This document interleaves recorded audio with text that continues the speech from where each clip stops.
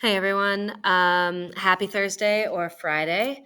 Just want to go over your lesson directions today. So go ahead and after this video, we'll start the timer and I'd like for you to please review the assignment tracker and in your planner, just make a list of everything that says missing, needs revision, not due yet. That's going to become your to-do. Your job is to try to knock off as much of that as possible. So the substitute has access to all of the mastery checks that have not that need revision. So you can ask the sub for your mastery check, and they'll be able to get that for you. The plan today is to do about 25 minutes of independent work time, take a long 20-minute break, and then 25 more minutes. And then after that, the rest of the time is just to kind of clean up. And I obviously haven't come up with the attendance question yet, but I will. Sweet. Okay, great. Let me move myself. So here are your directions. When you are finished with each of the videos, then you're going to go get a mastery check. They will either be laid out on the table or they're going to be, let me just grab this. So this right here is my mastery check bin.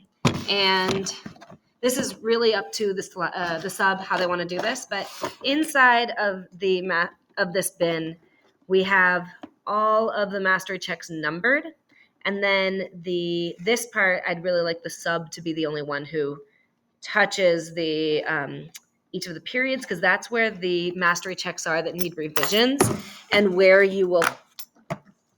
all of the mastery checks will be filed for me to grade. So they are labeled by their number, lesson 1, 2, 3, 4, 5. They also are color-coded. I'll let the sub talk to you about how they're going to organize you getting those mastery checks. The main thing that I want to be really clear is in periods 5 and 7, you have those two tables at the front of the room. You're really good about doing those mastery checks at those tables so they're monitored. That's not the same for periods 1 and 2. We don't have that space.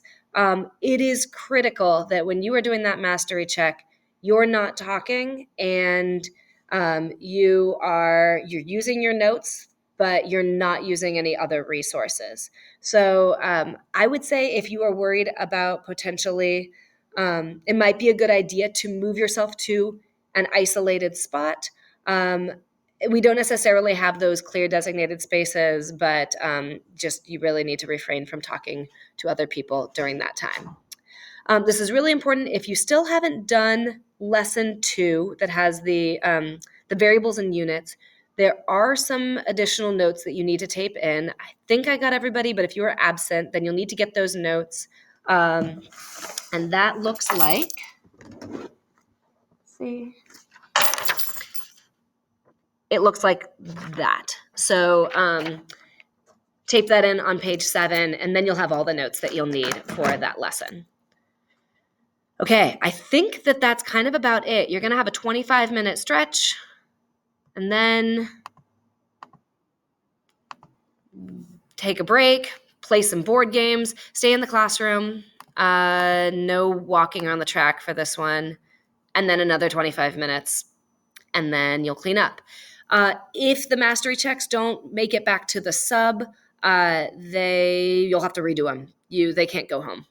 So that's really important. Please make sure, even if they're not finished, that they are in the sub's hands. And